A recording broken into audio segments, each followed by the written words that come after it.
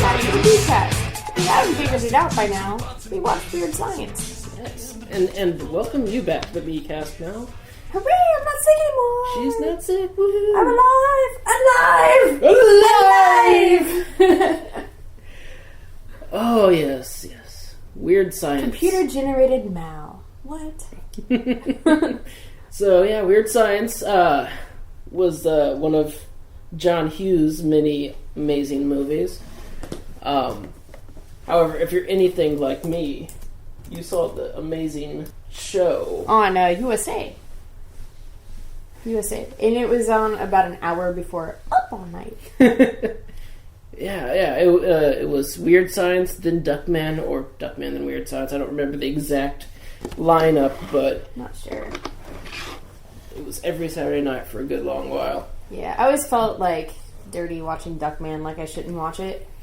Probably I shouldn't have, because it was definitely an adult cartoon, and I was 7 or 8. It seems like I was older than that at the time. I don't know, maybe it had a long run. Maybe.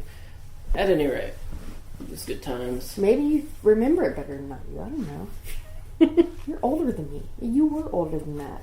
I'm not older than you. Like, I'm older than you by like 3 days. So, the Weird Science movie,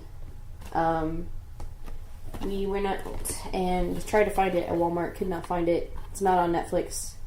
So we had to go Barnes & Noble, and they are a little bit expensive. So, a movie that's about almost 30 years old. Yeah, almost 30 years old. And, wait, hold on. Yeah, it's 27 years old. It came out the same year I did. Yeah, me too. Yeah. And wow, this movie is old. And it's still very, very relevant. Yeah, no, I mean, the cost was just the charge of having to get it at the time of, today. Yeah. So, we got it at Barnes & Noble, and the flashback edition is the one that they had, which amazingly also has the pilot episode of the show from USA. So I just think of it as I spent an extra $5 for an extra half hour of stuff. Yeah, it's good times. I mean, it's definitely worth it, because not only do we have the movie to talk about, but we've got the first episode as just a reminder of what it was we watched all those years ago. Yes. And I can see why it was canceled. But it was still good. So, John Hughes is famous for making all the movies in the 80s. Pretty much.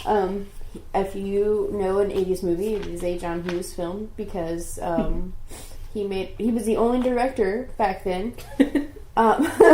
No, he did make a lot of them, though. He directed only a couple, but he wrote, like... everything. Uncle Buck, Ferris Bueller's Day Off, Home Alone. Holy shit, I didn't know he did Home Alone. Yeah, he wrote the first one, I think. Oh, I guess he wrote a lot of them. Oh, he died. Yeah, he's dead. He died not that long ago. Wow. I didn't know he died. I was like, he stopped writing in 2008. What the hell? Oh, he died. I'm a terrible person. Well, the last thing he wrote was Drillbit Taylor, so... Yeah. He wrote Beethoven's Fifth? Characters. Oh. So what happened is he probably wrote Beethoven, and then they made sequel, and sequel, and sequel, and so it's based off his characters. But, Home Alone. Dennis the Menace, Home Alone. Baby Stay Out. He did the Flubber screenplay, that was pretty good. Yeah. He did the 101 Dalmatians, probably live action one. Yeah, I'm guessing that. Because that movie came out in 1991, and this says 1996 on it. And he did The Vacation movies, Christmas Vacation, Uncle Buck, and The Great Outdoors, and pretty much, yeah, really everything that came out in the 80s he did. Yeah. He's most known for, though, the what do they call it? The Brat Pack? Yeah, the Brat Pack. The Brat Pack. That would be Breakfast Club, 16 Candles, and Pretty in Pink. Yeah. And I guess Weird Science kind of, sort of, technically because fits it still has into it. Anthony Michael Hall is in most of those, isn't he? Yes, Anthony Michael Hall is in a lot of them. So is Molly Ringwald and what's his face? With the glove. Judd Nelson. Judd Nelson. Yeah. Actually, I don't remember Judd Nelson being in a lot of the others. Just American. No, but see, he's like the one that we remember. Yeah. But no, yeah, those were his big three. Those three big ones, and it's a good thing too because, like, I don't know, for me, The Breakfast Club is like that's a classic, right? Yeah. It still holds up to this day, as does most of his movies. He's a truly talented director and writer. He created some great things.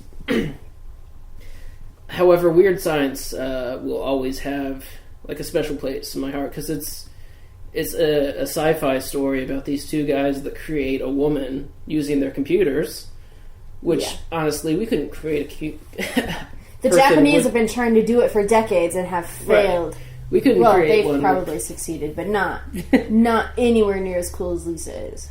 Yeah, so very unlikely, but a fun story all the same. And yeah, it's just these two geeks that get their lives turned around because they have a hot woman with them, which is a little bit silly, honestly, because having one hot woman liking you doesn't necessarily mean that everything in your life starts to go right. But she was like giving them like Ferraris and shit. That's true. She does have like genie-like powers, so. Yeah. Which is never really explained that well in the series or in the movie, but it was kind of explained in the series pretty well, but it didn't seem like it was canon with the movie. Yeah. Like, in the pilot episode, she's like, think of me as a PC genie. And, well, your wishes don't last very long. So I was thinking it's kind of like a hybrid of, like, I Dream of Jeannie and Fairly Odd Parents and, for some reason, their wishes don't last very long. Yeah, well, the some reason they say in the show is because they didn't create her with a powerful enough computer, which, it's nice that they touched on that, because honestly, they couldn't have done much anything with the computers they had. So. I'm not even sure how they did a lot of the 3D graphics with the computers they had. Well, they just did it with other computers and played it on the monitors. So basically, they're making this woman in both the pilot and the movie. The pilot's kind of a rehash of the movie in 30 minutes. Mm-hmm, mm-hmm. And so they are scanning in all of these like sexy photos and stuff into their computer, and their computer's supposed to like average them out and be like, oh yeah, I want these tits and I want this face and in the movie, their scanner is so powerful. I know, right? You can't even scan anything. Like, it scans so fast and so amazingly. Yeah, like, if you scan a picture of Albert Einstein, it scans all of his knowledge. Pretty much, yeah. You can get the smarts of Albert Einstein into a program by scanning a picture of him. Or all of Mozart's musical abilities. And you can get the body of a Barbie by hooking her up to jumper cables that are hooked up to your computer. Exactly. And of course in the movie they were scanning lots and lots of scenes from Playboy.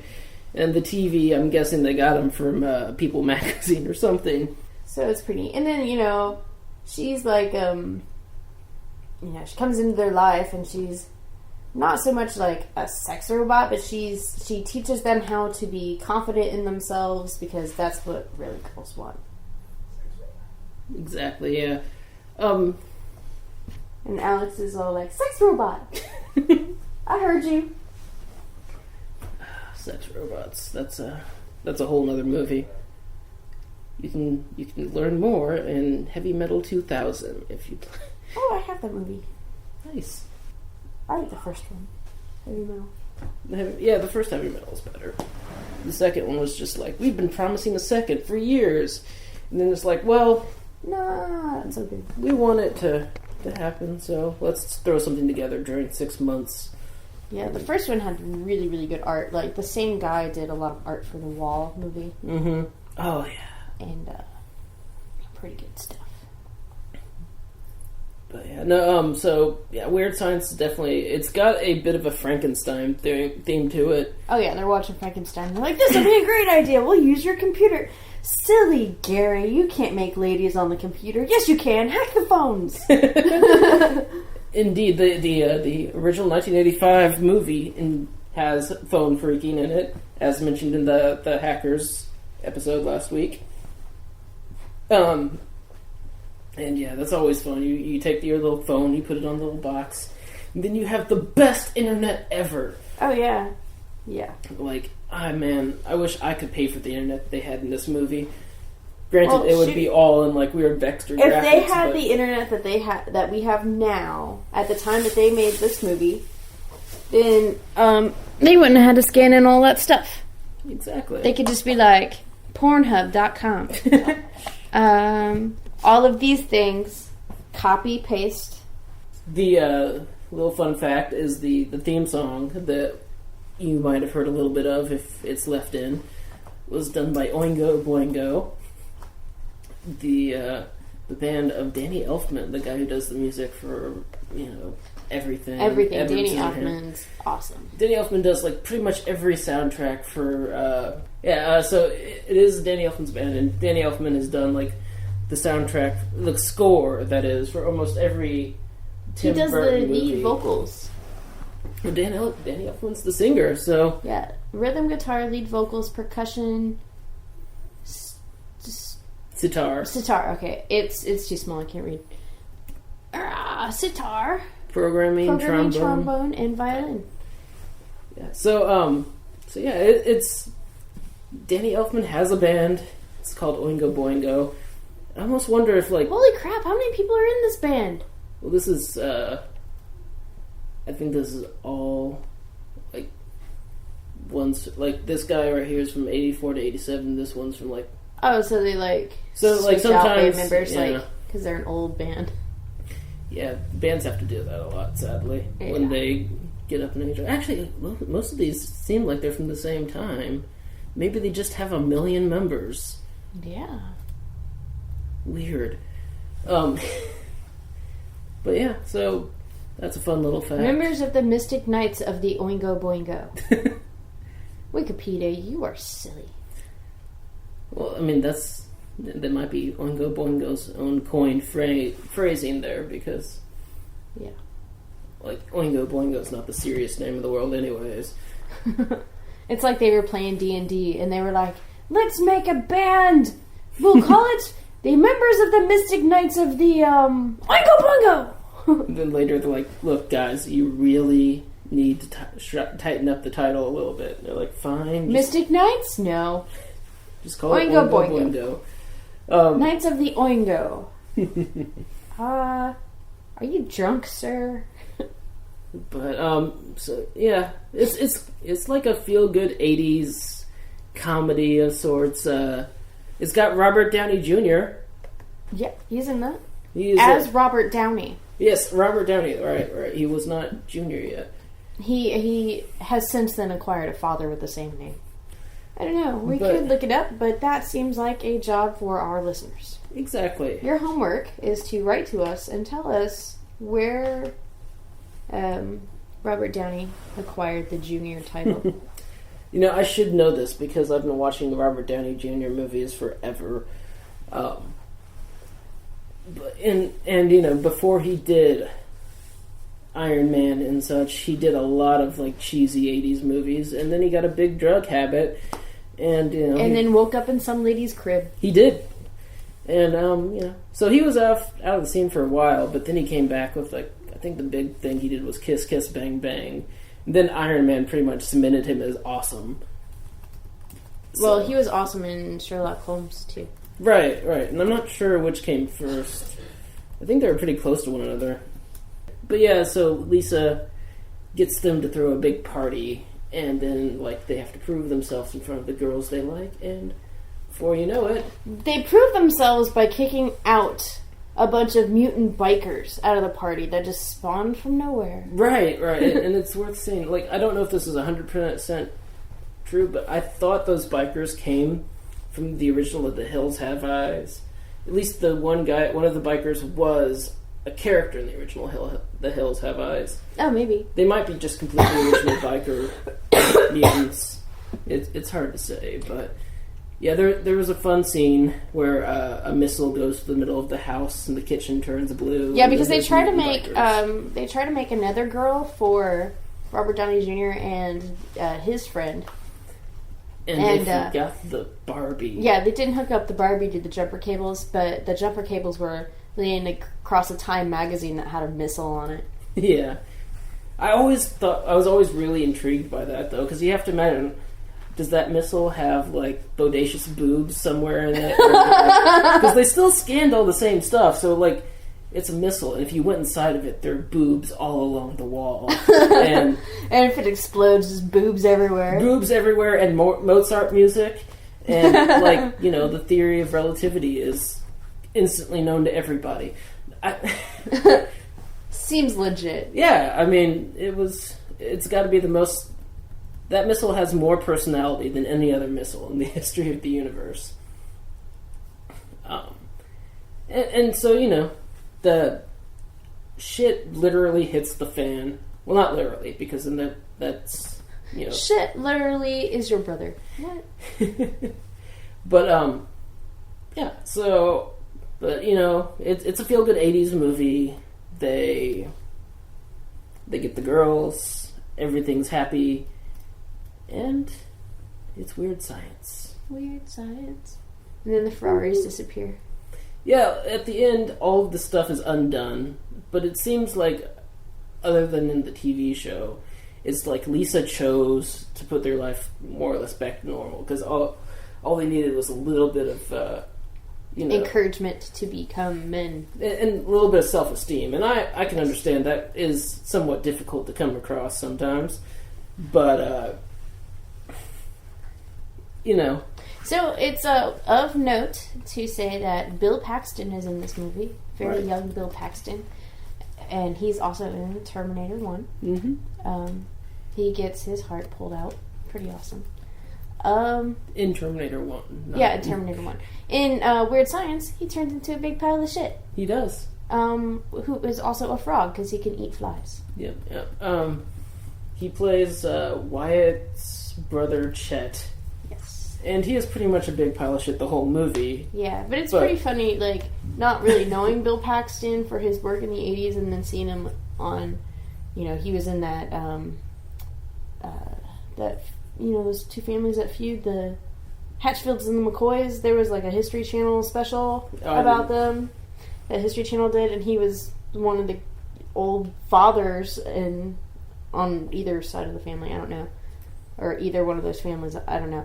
But, so seeing him in that and knowing him for his later works, and then seeing him in Weird Science, and then realizing that Weird Science came out the same year you did. It's kind of weird. Yeah. It's like, how did he get so old so fast? Oh, wait, this was 30 years ago. Yeah. But, yeah, it's a good little movie. And, it's pretty popular, but I think by all means far less popular than the majority of John Hughes' works. Yeah. But it's one of my favorites. Like, until recently, I only thought John Hughes did the Brat Pack movies. And then I was like, John Hughes movies kind of suck. and now I realize that he did Ferris Bueller, and he did Weird Science, and he did all the other movies that I love. Yeah. So even if you don't like the Brat Pack, John Hughes is still pretty awesome. Yeah. But yeah. So it's worth noting that there was a bit of an argument earlier. Oh yeah, Mike and I cannot be friends anymore because he thinks that aliens are better than the Predators. Aliens are so much better than the Predators. No. Aliens are like space tigers. And Predators are like space guys who hunt tigers with spears.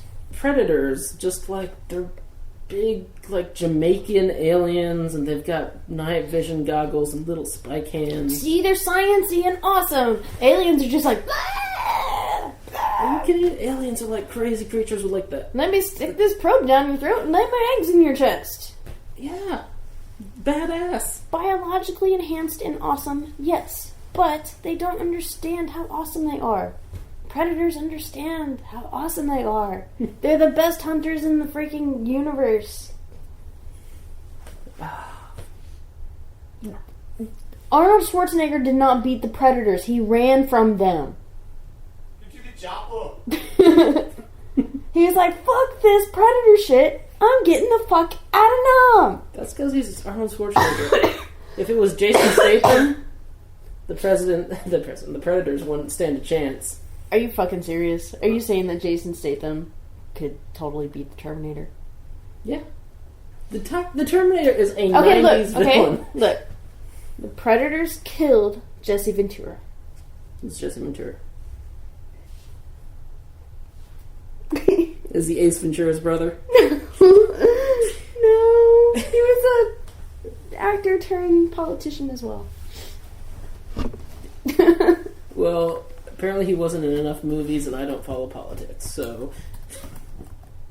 I'm pretty sure he was also like a pro wrestler or something. And I hate wrestling. No. Okay, so, look at images of this guy. This guy. You don't fuck with guys that look like this. Look how angry he is. He also look at this. He looks big and slow. Big and scary. And angry. He's got lots of meat that would be easily sliced by a predator. Jason Statham. So do aliens. Aliens have lots of meat that are easily sliced by predators. Alright, aliens are all exoskeleton and acid and like freaking spike tails and shit. Yeah, but you know what? If they don't live on your planet, they can't come kill you. Unless they are brought to your planet. Predators are like, I'm going to go to your planet and kill you. Because you know why? Because they're smart and they made spaceships. Yeah, but you know what? All you need is a facehugger on a predator. You got no more predator. And you've got a new brand of predator-alien hybrid and bam. No, see, that's just some sick, like, bestiality space porn. Rule 34. It's out there somewhere. It is. It's called Alien vs. Predator. So I don't even really know where this came from. I just was thinking, I'm like, aliens rock and the predator is kind of lame. And I promptly told Michael that we cannot be friends any longer. Wow, she's serious. She just called me Michael. But, you know, we will get past this, boys and girls. The podcast will go on. Maybe. Next week, we're going to watch Predator. And I'm going to tell Mike why he is so wrong. Because he has yet to see the Predator movies. It's still not going to change anything. It's going to be the Governator fighting rednecks. No, they're not rednecks. Alright, Jamaicans. They're not like hunting... Yeah, they are Jamaicans. With their dreadlocks. Space Jamaicans versus You know what was Governator. Awesome? Robot Chicken did an episode of an alien who... voiced by Mila Kunis. And she was meeting somebody in real life who she had met online, and it turns out it was a predator, and he ate her. To catch a predator. Yeah, to catch a predator. That's it. Anyways, so anybody that listens to the show, feel free to leave a comment on our Facebook. Unless you're a bot, because I will delete your comment if you're a bot. Please tell me that you're not going to like treat everybody that realizes the aliens are better than the predators as like bots. No. So I saw a couple of fun movies this week. Oh yeah? Yeah. The first one was called Excision, and I told you a little bit about that earlier. Yeah, I wasn't paying attention as per usual. Well, now I'm going to have it recorded. Excision is this fun little movie. It's about this troubled young girl. It's about this fun little movie where some girl murders her parents and blah, blah, blah. I just think it's funny how you're like, this is a fun little family film. Things happen and people die. There's blood everywhere. It really just depends on your family. It's a fun family film. Take the grandparents. You know, Ted Bundy and Charles Manson had families too. So. It's a troubled young girl with an overbearing mom who wants to be a surgeon but doesn't want to do her schoolwork. And Well, she doesn't study it up. She gets sued for medical malpractice, and well, she likes to do surgery for sexy fun time. Yeah. Oh, she has a number of self surgeries that she wants to do. She gets a scalpel kit. She dissects a dead bird that she finds on the floor. Was this Excision? Yes. That's it up there. And she has a number of fantasies about... Oh, this came out this year. Doing things with... Yeah, it's pretty new. Doing things with corpses and stuff. It's very odd, but it's got Tracy Lords playing the overbearing mother. That's fun. It has none other than John Waters playing the Catholic priest. John Waters playing a weird something. And Malcolm McDowell is the school principal. It's very weird. I think it's funny how, like, we're so old now that we know the secondary characters more than the primary characters. The primary characters is Anna Lynn McCord. And she's done some stuff, but I've never really seen any of it. I think she's in, like, some of those, like, teeny bop shows. She was in Transporter 2. She was in 90210. Oh, she was in Gun. That was a pretty good movie. Nip Tuck. I mean, she's in Day of the Dead. Yeah, that movie was funny. I've never actually seen the entire remake of that. Oh. I saw the original, which I didn't much care for. But, yeah. Oh, and she's in the OC as Hot Girl in one of these one episode. But yeah, I don't know. It's more very troubled girl Andy type movies. Oh yeah, another Andy movie. Yep. And we're gonna make a list of Andy movies and make Andy watch them all. I've already made him watch May. I could get him to watch Audition and Excision now, and probably Curdled. But yeah, it's weird, but it's actually pretty good and interesting to watch. And if you can handle the gore and the weirdness, check it out. I like it. And if you also like musicals, then you are serial killer. Yes. Mal has irrefutably proved. I did not. I found a chart on freaking Cheeseburger. It was pretty awesome. That myself, herself, and many of our friends are serial killers. According to this chart, not according to our murder records. Right. The other movie I saw this week was Attack the Block. That sounds like a dance crew movie. Thankfully, it was not. Okay. It is a British film that has Nick Frost. Attack the Block, step it up to the street. It has Nick Frost as the only person I recognize in the cast. Nick Frost, if you don't know, is Simon Pegg's evil twin. Not quite, but it is his co-star and such. It's his trusty sidekick in Shaun of the Dead, Paul, and Hot Fuzz. He plays a drug dealer. And Attack the Block is about this 15-year-old street gang that runs afoul of an alien. And they beat the crap out of it because it tries to attack one of them. And then all of a sudden there's this whole full-scale alien invasion, and they're all attacking, which is the Block, which is this apartment complex. It's just a humongous apartment complex which has a bunch of people living in it, and they call it the Block. And so it's these aliens, they're attacking the Block. I did air quotes there for anybody that wants to know. Yeah. Your intonation said air quotes here. And yeah, it's a really good movie, actually. Just the characters are pretty cool, and the aliens are very interesting. They have no eyes; they kind of look like apes, and they have glowing teeth.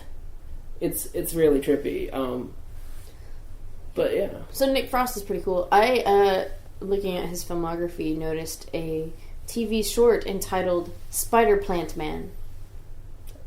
And now I want to see it because it just sounds awesome. It does sound pretty cool. I don't know. So I recommend that you watch Spider Plant Man, even though I haven't seen it, have no idea what it's about. Probably hilarious. Yeah, in the same vein, right above that is Kinky Boots, which is a very good movie about a boot factory that starts making boots for transvestites. Really?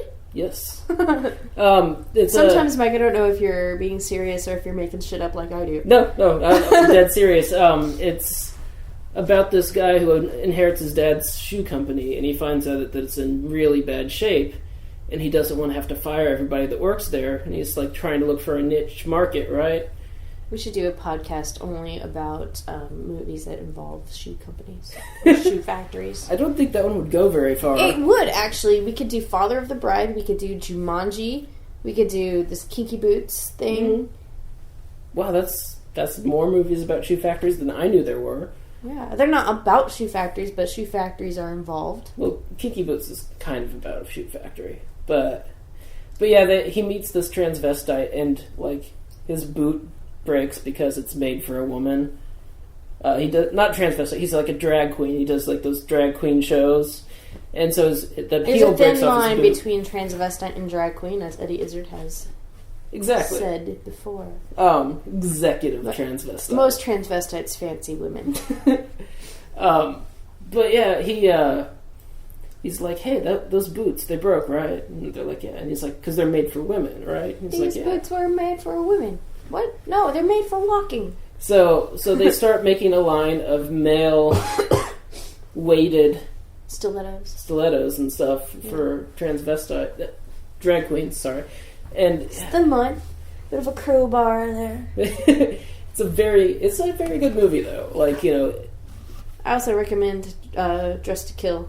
Watch Eddie Izzard's special Dress to Kill. Yeah, because I get a lot of quotes from there, and if you haven't seen it.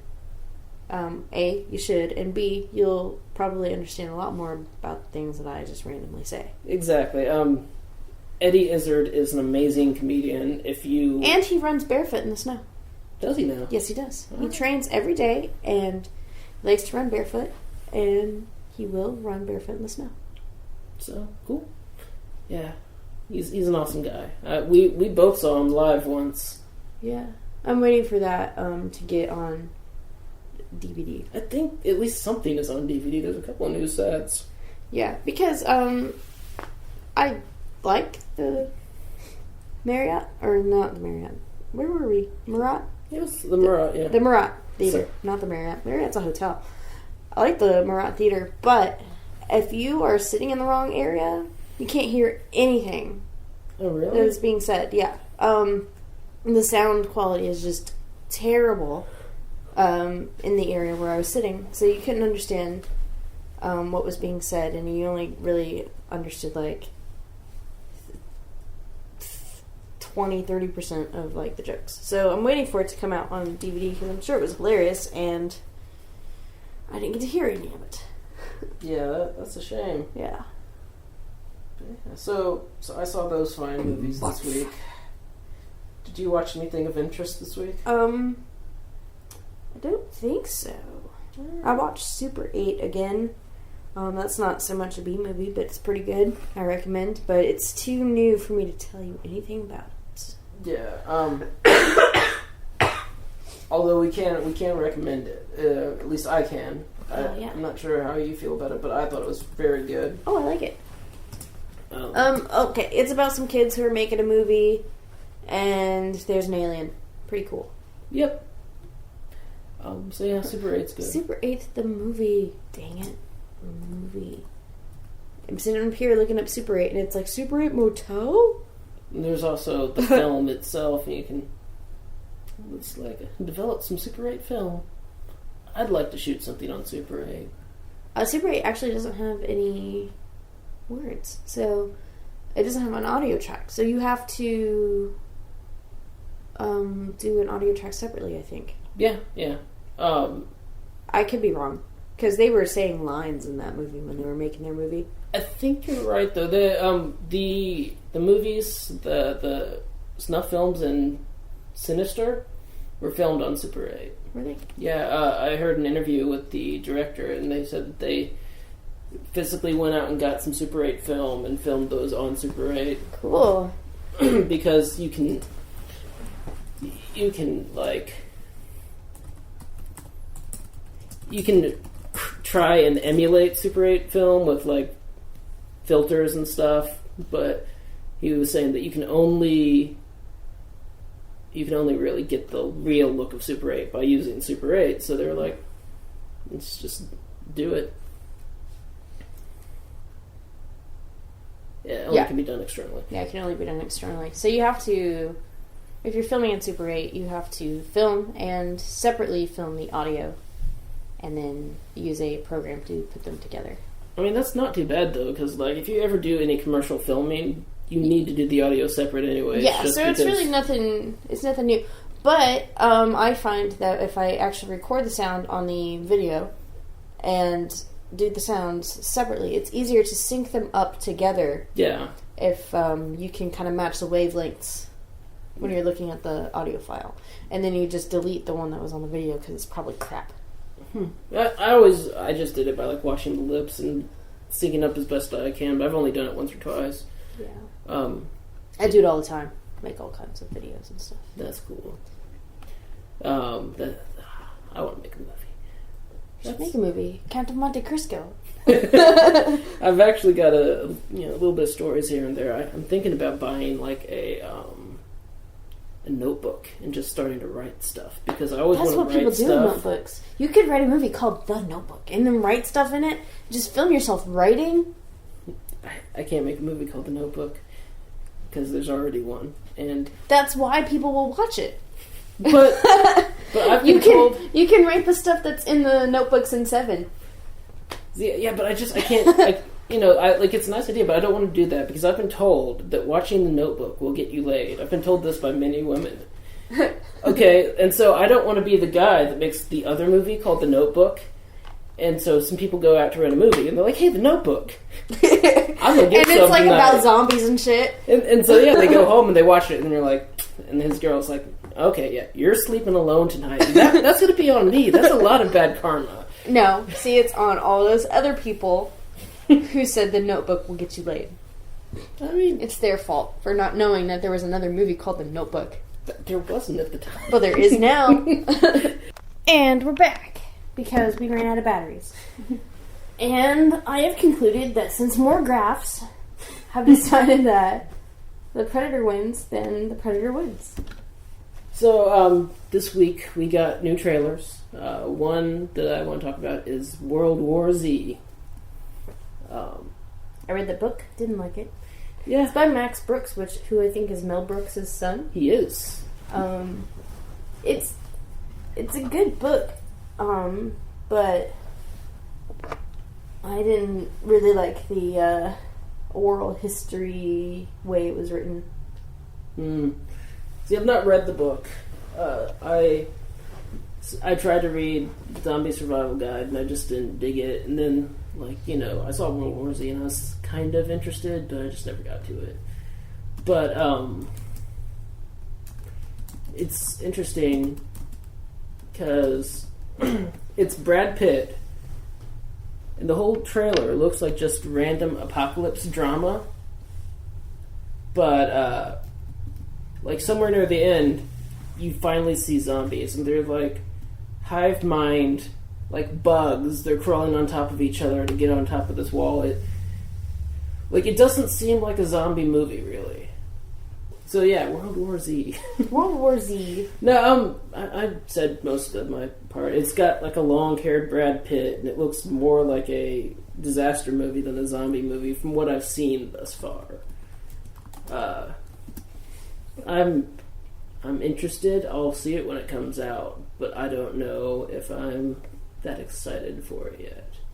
No, I'll admit that I didn't really like zombies until I saw Dawn of the Dead. Dawn of the Dead's a good way to get into zombies. Yeah. The remake, even. I like zombies. I think my first. You okay? I'm just coughing. I'll be okay. I'll be back. Alright, I think my major introduction to zombies was probably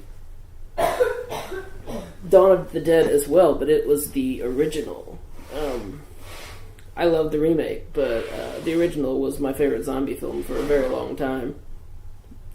Just something about zombie apocalypse in a mall. I don't know. It was pretty cool. But, so I'll get around to The Walking Dead, and it will be awesome. And I do like it, but yeah. Sorry, everybody knows how I feel about The Walking Dead. Straddling a fence, kind of. Yeah. Yeah. And the other, on the subject of zombies, the other trailer I saw was called, for a movie called Warm Bodies. Which seems actually really interesting. Yeah, so this one is a zombie movie from the point of view of one of the zombies. And it's like he's sentient. And it'll come out if the world doesn't end this year. Yep.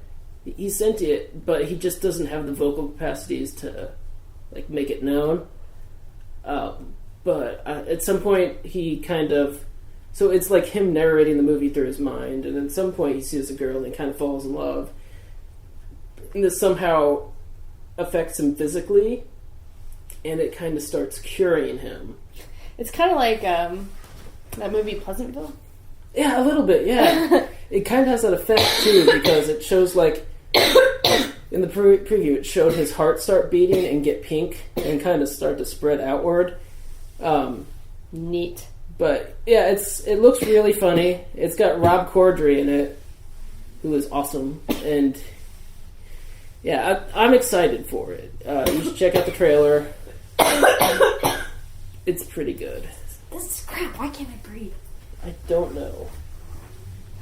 I was born to breathe. Not to read. My cough drops have wonderful words of encouragement on the wrapper. That's awesome. Yeah, they're like, buckle down and push forth. It's a pep talk in every drop. I love cough drops. I will sometimes suck on them when I don't have a cough. This one says, you can do it and you know it. If you can dream it, you can do it. So, other nerdy movies. John Hughes film that I liked. Probably one of my favorite movies growing up was Ferris Bueller's Day Off. Ferris Bueller's Day Off is pretty awesome. I just thought he was like the coolest kid ever. That he could rig up his stereo player to play like coughing and snoring just exactly the right times. Like when the phone rang and he's like, I'm sick. And they're like, get better, honey. And he's like, okay, love you. Yeah, Ferris Bueller was just like, it was one of my favorite movies growing up too. It's just kind of like this whole idea when you're stuck at school that you just want to be able to take the day off and do like something amazingly awesome with your time. See, I would have skipped school, but I didn't have any friends whose dad owned a Ferrari. Fair enough, yeah. Yeah. And whenever I wanted to skip school, which was very, very rarely, all I did was like sit at home and watch TV. Might watch Ferris Bueller. Yeah, I'd be like, I could be doing this, but Chicago's so far away. Yeah. It was a good movie. One of the earlier, well, I guess not that early. It was an early Matthew Broderick film. Yeah, he did like War Games before this. Right. That's why I was like, not too early because he was much younger there. And it's like iconic, the whole parade scene where he's on the float singing, shake it up, baby. Oh, Donkey Shane too. Yeah, I did both of them. But yeah, twist and shout. I like how they like drove by his dad, or his dad was at the restaurant, and he's like, "Crap, there's my dad! Quick, we got to do something cool." Instead of just turning around and pretending you're you. Mm-hmm. Yeah. Let's go eat somewhere else. No, we'll eat here still. Oh, yeah. And those dudes, the valet parking guys, mm-hmm. who took That's right. took the Ferrari for like a joyride. That was pretty ballsy. Like, imagine that those guys are going to come back in like 20 minutes. I think they timed it out perfectly in the movie where it's just like they just get the car back right as they're coming back. Yeah.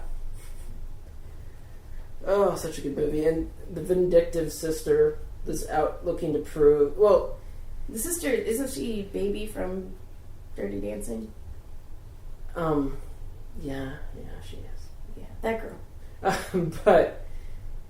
So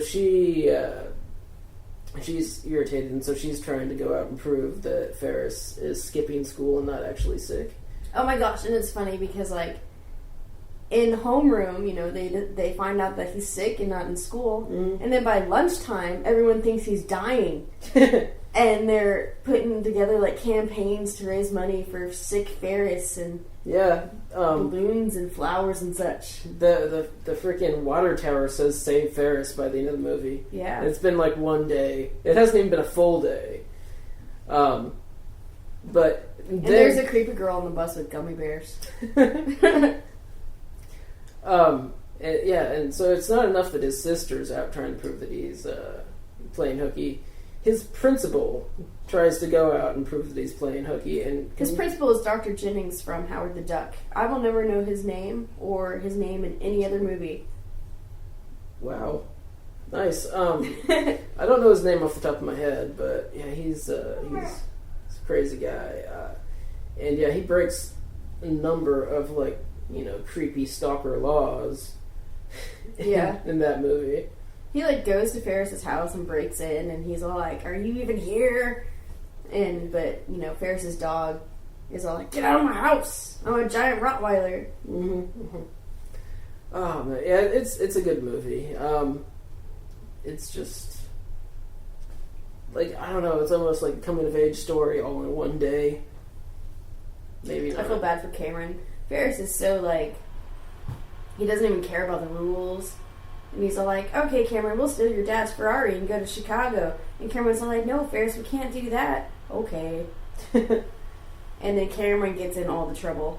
Yeah, Ferris is actually kind of a jerk. But, I don't know, it seems okay in the movie. That's a good one. Bow. Bow.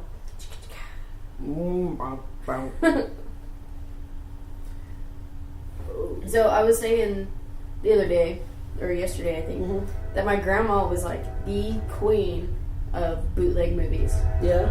Yeah. She had all these VHS tapes, and she would videotape off of TV, like, everything. And there would be 3 movies per tape, and then instead of go to the video store, we'd go to Grandma's house, and we'd have to bring her something in order to take a video. So we'd have to bring her a video that we already had and exchange it. It was pretty cool. Ferris Bueller was one of the movies that I rented from Grandma very many times. Nice. Oh, yeah. Now I don't have a VCR. That and Adventures in Babysitting. Oh, yeah? And The Muppet Musicians of Bremen. And The Muppet Caper. And Follow That Bird. You had a lot of Muppet things going on. Yeah, a lot of Muppet things. I love the Muppets. They're awesome. Oh, they're so creepy. Adventures in Babysitting is a good movie, too. They're supposed to be making a remake of that. That's So Raven. I'm glad that hasn't happened yet. Yep. Maybe it won't happen, because that's pretty terrible. The Sitter with Jonah Hill was kind of a remake of that, too. A little bit, yeah.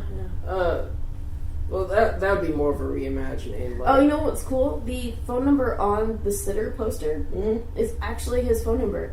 Oh, yeah? Yeah. It's not a 555 number. I have to imagine they would have changed it by now. No, he got another phone, like one phone specifically for this, and every once in a while he'll turn it on and answer it. That's cool. My sister loved that movie, too, and I've said before, she's like 7 years younger than me, or 6 years younger than me, this one. And she always called it Chris the Babysitter. Chris the Babysitter? Yeah. Fair enough. She's like, "I want to watch Chris." We're like, "What? Chris the Babysitter?" Okay. There was a movie. Oh, that little girl like Thor. Oh yeah.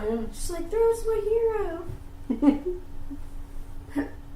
I ran out of brown. I needed to use your Clearasil to paint. Oh. Do you want some orange? Sarah, you can't use Clearasil or you can't use paint. Cover your zits. Yeah. Yeah.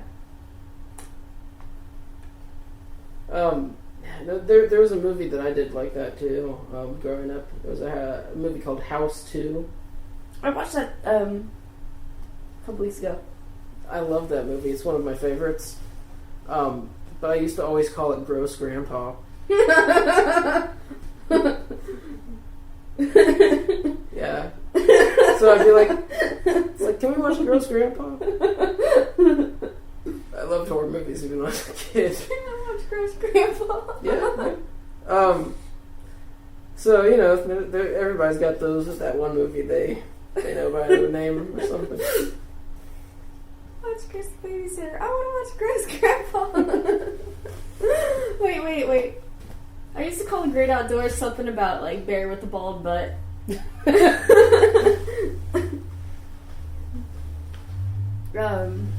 Yeah. I'm guessing that's just like a kid thing to, like, to latch on to one specific part of a movie. Then you're like, wait, you mean it's called Adventures in Babysitting? That's a stupid title. Yeah. We should call it Chris the Babysitter. I mean, we should come up with a bunch of, like, alternate titles for things. Like, Back to the Future can be Flying Car Marty. Ooh, we could make t-shirts. Chris the Babysitter, Gross Grandpa. It can have the same artwork as, like, the cover. And then have a different title. Because House 2 is just like an old decrepit hand-ringing doorbell on the cover. And then it just says Gross Grandpa on the bottom. Yeah. bcast Cult presents Chris Gross the Babysitter. Chris the Babysitter. Flying Car Marty. But that would have to be Back to the Future 2, at least. There's no flying car in the first one. Well, at the end, I guess. We've got to go back to the future. What, do I become an asshole or something? No, nothing's wrong with you. It's your kids, Marty. Something's got to be done about your kids. Oh, man. Oh, we used to call Ninja Turtles the movie Turtles with Teeth. Turtles with teeth? Oh. Because they had teeth. And they're always like in poses where they like are gritting their teeth. I want to see if IMDb knows it as. Yeah, probably not. You'd be surprised. Really? One time I typed in the plot dead. First option, The Walking Dead. That'd be a fun game to play. Make up another movie title. Type in the alternate movie title to IMDb and see. Let's type it into Google. See if Google is any smarter. Google probably is. Yes, third option. Third option. There you Third go. option. Yep. And the fourth option. Yeah. Google is awesome. That's how they should really do the Google Bing tests. Well, every now and then I'm like, what's the name? Like, I recently actually just found a name of a movie that I was looking for. It was a movie where the electricity was possessed. It was called Pulse, I think. I think it's called Pulse, because I was like, possessed electricity or something like that. I Googled it, because it was something I remember, and I can't remember the name of it. And so I found a preview, and I think it's what it is. I'm going to have to find it somewhere and watch it and see if it is actually what I remembered. But Man, I did that. I had this movie, it was like made in the 70s, and I saw it on TV once, and I only remember like 2 parts in it. I don't remember any character names, anything, right? Except for like 1 scene or 2 scenes where something really like unique happens. And I was like, I did an internet search, and I was like, movie where snake falls out of a cupboard and a dog I was like, movie, snake falls out of a cupboard, there's a dog, and there's a RV. Mm-hmm. They found it! What movie was it? It's called Race with the Devil. Okay, yeah. Yeah. Kevin Smith talks about that movie.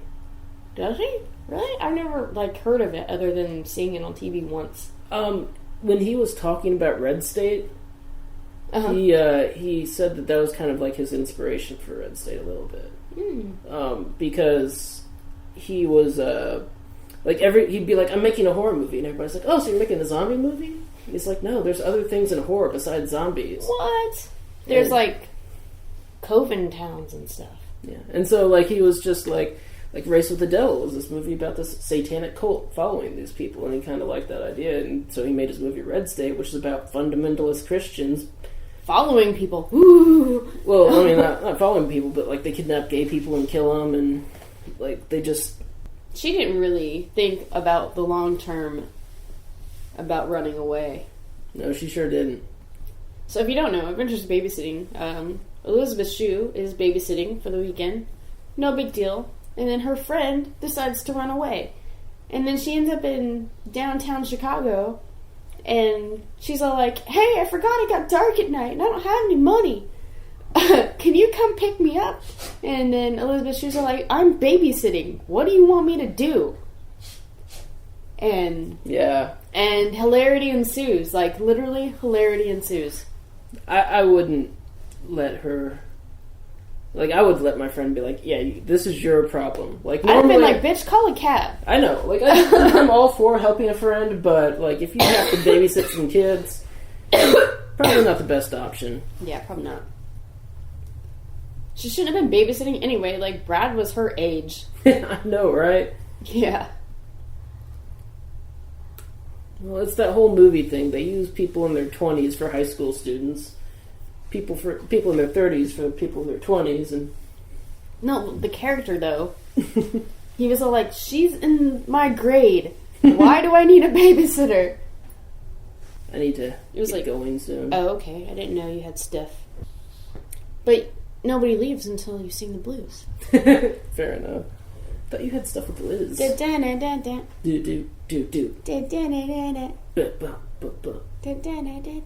Doing a podcast. Do. Mike doesn't sing the blues.